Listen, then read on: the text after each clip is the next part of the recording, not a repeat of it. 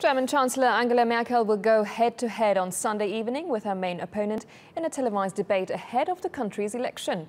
Merkel, who's seeking a fourth term, will face Social Democratic challenger Martin Schulz in a 90-minute debate. The discussion is set to focus on migration, security and foreign policy.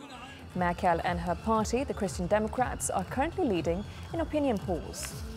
Well, Matthew Karnitschnig joins me now live from Berlin. He's the chief Europe correspondent for political news site Politico. Hi, Matthew. So in this past year, looking at elections around the world with France, UK, the US, and let's not forget Brexit, it was shocking and for some and exciting for many. But with Germany, it hasn't really generated headlines. Why is that?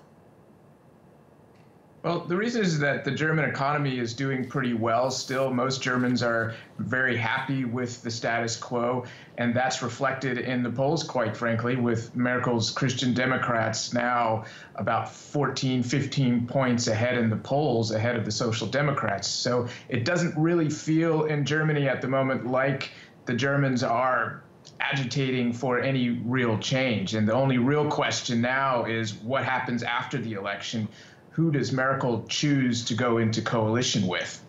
So looking at Germany, as you said, Angela Merkel is the safe pair of hands, really. So does Martin Schulz really stand a chance there? It really is hard to see a path for him at this stage with just 3 weeks until the election to win. Being that far back in the polls, there's no precedent in post-war Germany of anybody ever making up that much ground.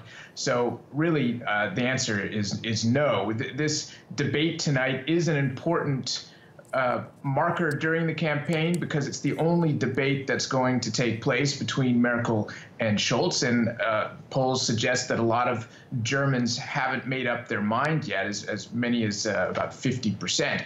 So it could have an effect, and it did in the last campaign where Merkel ran up against the former finance minister Per Steinbrück, and he improved in the polls after the debate because he was a very good debater.